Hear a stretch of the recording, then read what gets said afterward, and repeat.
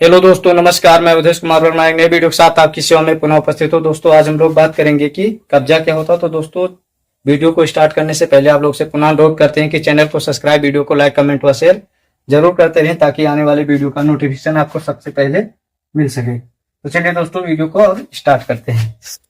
तो दोस्तों, कब्जा क्या होता है हम पहले समझ लेते हैं कि कब्जा क्या होता है। दोस्तों, कब्जा के लिए पहली बात, एक व्यक्ति होना चाहिए जिसका वस्तु पे कब्जा हो। पहली बात, एक व्यक्ति होना चाहिए जिसका वस्तु पे कब्जा हो। दूसरी बात है कि जो वस्तु होता है उसका जो है उस कब्जाधारी के पास वास्तविक रूप में होना चाहिए।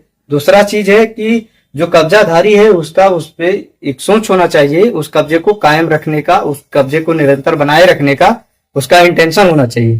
तो वो क्या होता है, उस व्यक्ति का कब्जा होता है जो व्यक्ति कब्जाधारी है। कब्जाधारी का तभी माना जाएगा कि उस वस्तु पे कब्जा है जब उस कब्जाधारी का उस कब्जाधारी के पास उस वस्तु का भौतिक रूप में होना। दूसरा चीज है कि उस कब्जाधारी का सोच होना चाहिए उस पे निरंतर कब्जा बनाए रखने का। तो क्या कहलाता है, कब्जा कहलाता है। तो चलिए दोस्तों, अब हम देखते हैं कि सामान्य ने क्या कहा है कब्जा के बारे में।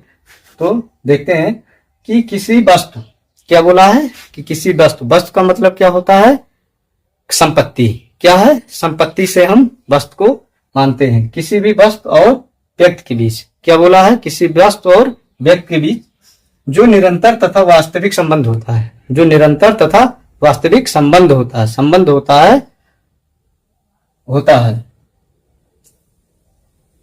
उसे क्या कहते हैं, कब्जा कहा जाता है। क्या बोला जाता है, उसको कब्जा बोला जाता है। जैसे मान लिया जाए कि किसी वस्तु पर किसी व्यक्ति का निरंतर का मतलब हमेशा, क्या है, हमेशा उसका उस पे कब्जा बना रहे। जैसे पहले 10 साल पहले अगर कोई संपदा ये का था, कोई संपदा या कोई वस्तु ये का था और आज भी है और वो आगे भी उस कब्जे को बनाए रखना चाहता है, तो वो क्या कहलाएगा, ये का कब्जा कहलाएगा। उस वस्तु पे, जिस वस्तु पे उसने कब्जा बना के रखा है उसे क्या कहते हैं, कब्जा कहा जाएगा।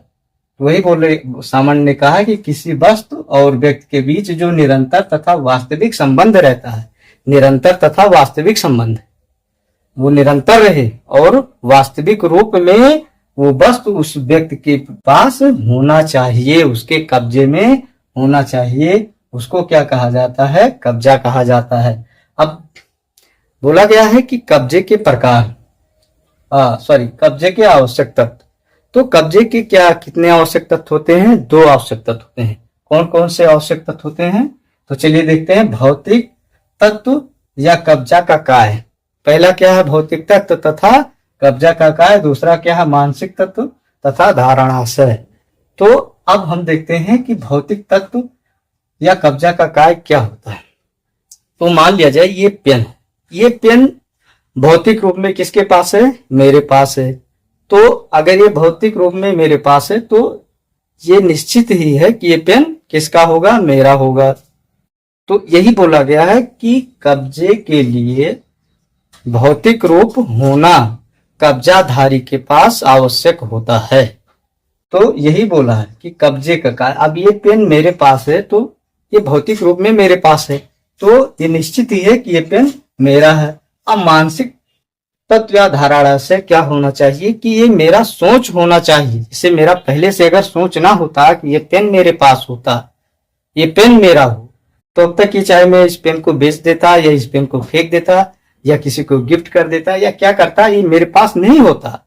इसके लिए भौतिक रूप में होना तो जरूरी है, लेकिन उसके लिए मेरा धारणा से होना चाहिए, मानसिक रूप तत्व होना चाहिए कि मैं इस पे अपना कब्जे को कायम रखना चाहता हूं, इस पे मेरा कब्जा कायम रहे, ये मेरा सोच है। अगर नहीं मेरा सोच होता तो मैं कब्जा नहीं बना के रख पाता। तो किसी भी कब्जे के लिए केवल भौतिक तत्व या कब्जा का काय जरूरी नहीं है। किसी भी संपत्ति पे कब्जा बनाए रखने के लिए, कब्जे को कायम रखने के लिए उसमें उसकी सोच भी जरूरी है कि वो उस पे अपना कब्जा कायम रखना चाहता है। ये कब्जे के आवश्यक तत्व 2 हैं। हमें आशा है कि ये आपको समझ में आ गया हो गया कि कब्जाधारी के पास वास्तविक रूप में कब्जा तो होना चाहिए, कब्जे वाले पास तो होना चाहिए, साथ में उसकी एक सोच भी होना चाहिए कि उसको उस पर अपना कब्जा कायम रखना चाहता, ऐसी सोच उसके पास होना चाहिए। अब हम देखते हैं कब्जे के प्रकार। तो कब्जे के प्रकार में पहले हम देखते हैं मूर्त कब्जा क्या है तथा अमूर्त कब्जा क्या होता है। तो मूर्त कब्जा क्या है? मूर्त कब्जा वो कब्जा होता है जिसपे मूर्त कब्जा वो कब्जा होता है जिसको हम भौतिक रूप में देख सकते हैं, छू सकते हैं, जिसको हम भौतिक रूप से छू सकते हैं, देख सकते हैं, आसानी से एक स्थान से दूसरे स्थान पे ले जा सकते हैं, और कब्जाधारी के पास उसका वास्तविक रूप होना चाहिए। क्या होना चाहिए? वास्तविक रूप में वो कब्जाधारी के पास हो तो उसको क्या कहा जाता है? मूर्त कब्जा कहा जाता है। जैसे मान लिया जाए मेरा पेन है, टेबल है, मेज है, कुर्सी है, फैन है, टेबल फैन है, या कॉपी कलम किताब, ये सब जिसको हम छू सकते हैं, देख सकते हैं, एक स्थान से दूसरे स्थान पे ले जा सकते हैं, उसको क्या कहा जाता है? मूर्त कब्जा। अब हम अमूर्त कब्जा क्या होता है? तो दोस्तों अमूर्त कब्जा वो कब्जा होते हैं जिसको हम ना देख सकते हैं ना छू सकते हैं, वह क्या होती है? अमूर्त कब्जा होता है। जैसे उस पे कब्जा का मतलब उस पे तो मेरा अधिकार होता है, कब्जा का मतलब उस पे मेरा पूर्ण रूप से अधिकार होता है, लेकिन हम उसको देख नहीं सकते हैं। जैसे मान लिया जाए कि ये खेत है, क्या है? ये खेत है, और इसी बीच में ये खेत और है। अब इस खेत में जो है एक वो जो है जाना चाहता है इस खेत में, पेन चल नहीं रहा है, 1 मिनट। तो मान लिया जाए ये खेत है। अब इस खेत में ये का है, ये बीच में जो ये का है, और जो है बी का किनारे किनारे है। अब ये अपने खेत में जाने का जो उसको रास्ता नहीं मिल रहा, लेकिन क्या है, ये खेत छोड़ थोड़ी देगा, इसको भी रास्ते का अधिकार मिला है। तो उस अधिकार को क्या कहा जाएगा? अमूर्त कब्जा कहा जाएगा। कॉपीराइट, पेटेंट, ये सब क्या होता है? कॉपीराइट, जिससे मान लीजिए आपने कोई चीज वस्तु बनाया और आपके ही वस्तु का सेम, जो जितनी मात्रा में आपने उस वस्तु में केमिकल लगाया है या जो नाम आपके वस्तु का है, सेम कलर, हर चीज सेम टू सेम आपके जैसा बनाता है, मतलब तो वो क्या है? आपकी कॉपी कर रहा है। तो आपको ये अधिकार है कि आप उसको बोलेंगे कि भैया आप ऐसा नहीं कर सकते हो। अगर वो नहीं मानता है तो उसके लिए उसको सजा दिया जाएगा। तो वो जो आपको अधिकार मिला है जिसको हम देख नहीं सकते हैं, अब जो आपको रास्ता आने जाने का अधिकार मिला है, आप उस अधिकार को देख थोड़ी सकते हो, या जो कॉपीराइट है उसको आप देख थोड़ी सकते हो। अब जिससे मान लीजिए आपने यूट्यूब पे एक वीडियो डाला, इसे समझ लेते हैं, आपने यूट्यूब पर एक वीडियो डाला। अब जब आपने यूट्यूब पर वीडियो डाला है तो आपका ही वीडियो कोई अन्य व्यक्ति और डाल देता है, तो आपको ये अधिकार मिला है कि आप उस पर कॉपीराइट क्लेम कर सकते हो। तो क्या आप उस कॉपीराइट क्लेम को देख सकते हो? नहीं देख सकते हो। तो आप उसको देख नहीं सकते हो, तो उसी को क्या कहा गया है? कॉपीराइट बोला गया। जैसे आपको मैंने बताया ना कि ये की जमीन है, ये बी की जमीन है। अब ये की जमीन बीच में है, ये की जमीन इसके खेत के बीच में है। अब ये को अगर जाने का जो रास्ता चाहिए, ये को रास्ता चाहिए ना जमीन में जाने का, तो जमीन में जाने का ये को जो रास्ता जमीन में जाने का चाहिए, तो इस रास्ते का जो अधिकार है उस अधिकार को अमूर्त कब्जा माना जाएगा। अब बी को तो जब उसको जाने का रास्ता देना पड़ेगा, तो उसी को अमूर्त कब्जा बोला गया है। कॉपीराइट हो गया, पेटेंट हो गया, ये सब हो गया। अब हम देखते हैं कि तत्कालिक कब्जा क्या होता है। तो दोस्तों तत्कालिक कब्जा एक ऐसा कब्जा होता है जिसको कि हम अपने माध्यम से किसी वस्तु पर कब्जा बनाते हैं तो तत्कालिक कब्जा कहलाता है। जैसे कि हम मार्केट में गए, तत्काल रूप में गए मार्केट में, हमको एक पेन लेना, हमने दुकानदार से पेन खरीद लिया। क्या कर लिया? हमने इस पेन को उससे खरीद लिया, तो क्या हो गया? ये तत्कालिक कब्जा हो गया। तत्काल हम उससे लिए और इस पे तुरंत मेरा कब्जा हो गया, तो वो बोला तत्कालिक कब्जा। अब हम देखते हैं कि मध्यवर्ती कब्जा क्या होता है। मध्यवर्ती कब्जा एक ऐसा कब्जा होता है जो इसको कि हम किसी दूसरे व्यक्ति के माध्यम से कब्जा बनाते हैं। अब मान लिया जाए कि ये बी और सी क्या है? दुकानदार है। क्या है? दुकानदार है। ये को एक वस्तु चाहिए। क्या? वस्तु चाहिए।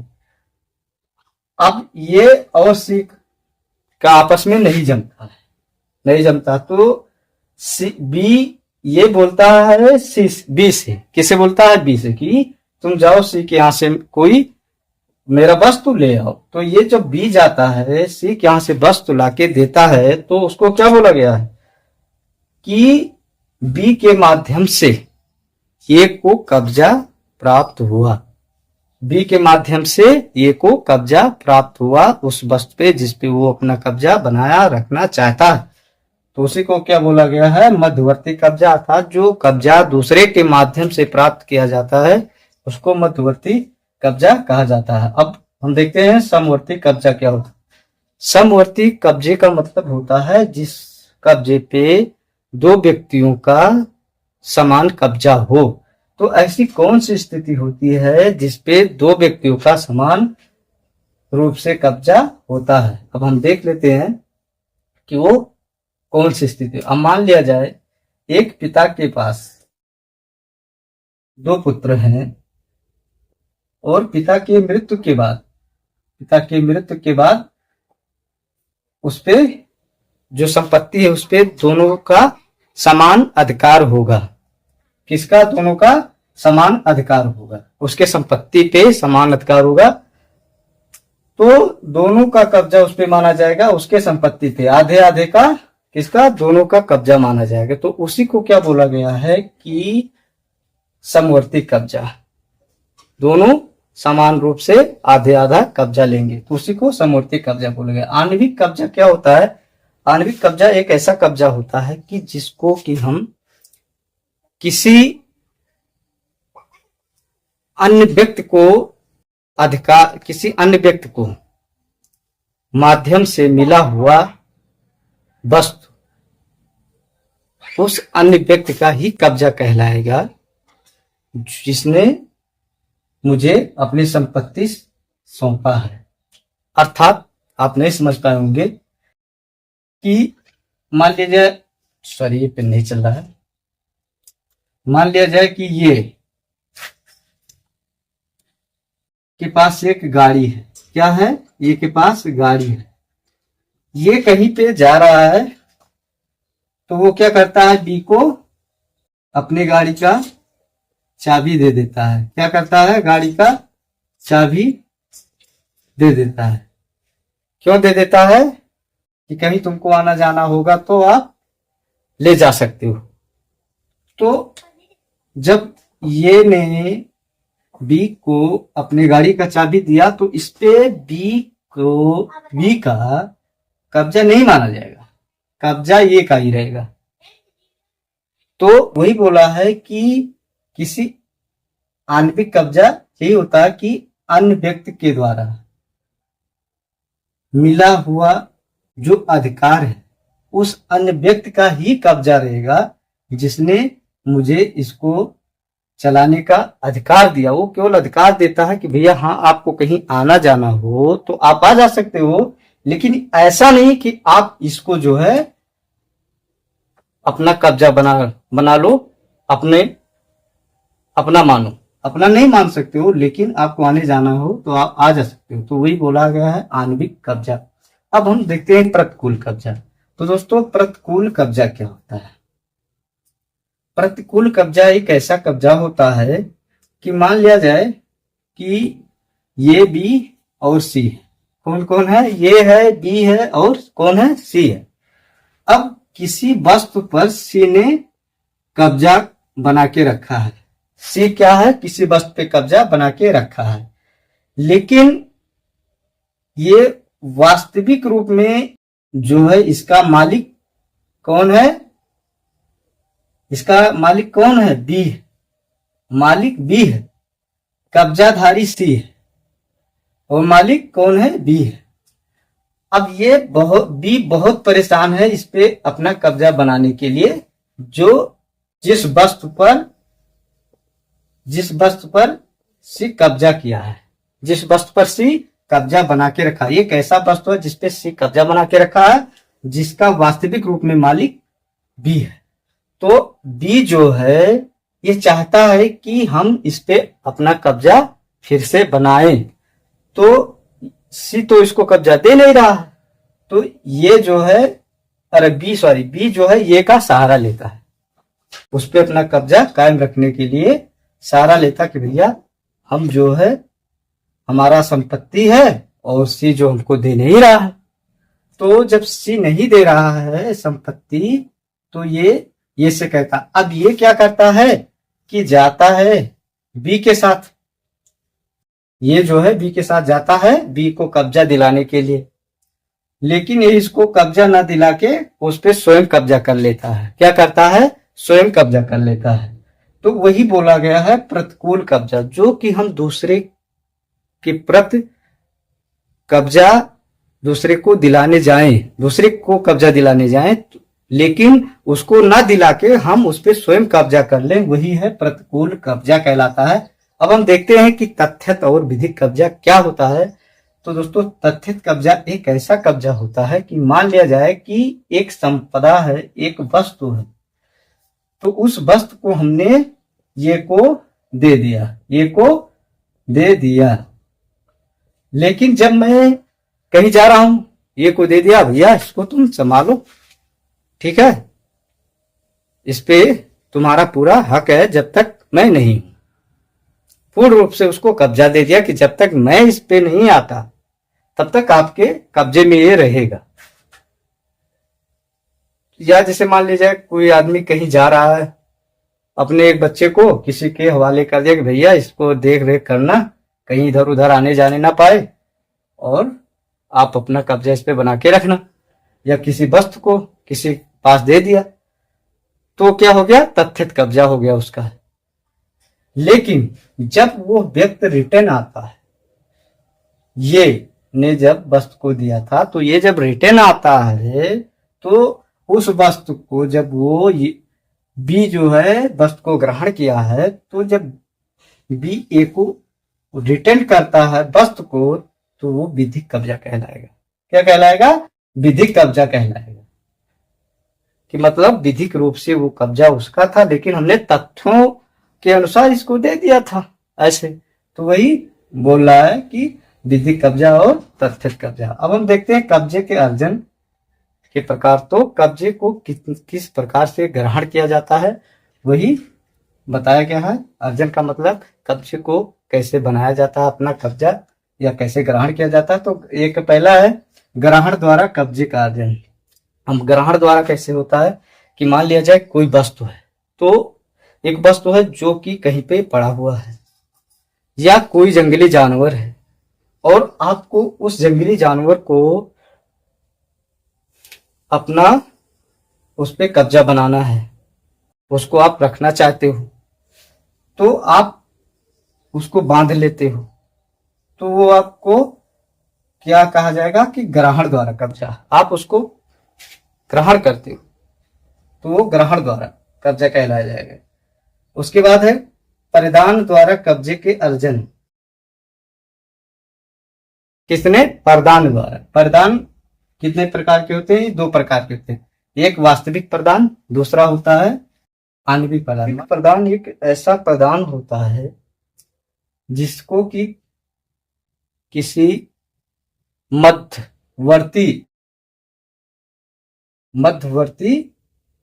कब्जा कहा जाता है। क्या कहा जाता है? मध्यवर्ती, मतलब किसी के माध्यम से जो वस्तु अर्जित किया गया हो, उसको आणविक प्रदान कहा जाएगा। जैसे ये ने बी को कोई वस्तु दे दिया तो वो क्या कहलाएगा? आणविक प्रदान कहलाएगा। अब उसके बाद देखते हैं विधि के परिवर्तन द्वारा कब्जे। तो इसमें क्या होता है कि ये और बी का कोई केस चल रहा किसी संपत्ति पे, तो उस संपत्ति पे जब न्यायालय जो फैसला सुनाता है और जिसके अंडर में सुनाता है उसको वो कब्जा ग्रहण होता है, उसी को क्या कहा जाता है? विधि के परिवर्तन द्वारा कब्जे का अर्जन कहा जाता है। कि मान लिया जाए ये और बी का कोई मामला न्यायालय में चल रहा है संपत्ति को लेकर, अगर न्यायालय ये के अधिकार में उस कब्जे को देता है तो ये उस पे कब्जाधारी होगा, बी को देता है तो बी कब्जाधारी होगा। तो वही बोला गया है कि विधि के परिवर्तन द्वारा कब्जे का अर्जन। तो है दोस्तों, हमको आशा है कि वीडियो आपको पसंद आया होगा। दोस्तों वीडियो पसंद आया हो तो चैनल को सब्सक्राइब, वीडियो को लाइक, कमेंट व शेयर जरूर करते रहें ताकि आने वाली वीडियो का नोटिफिकेशन आपको सबसे पहले मिल सके। वंदे मातरम।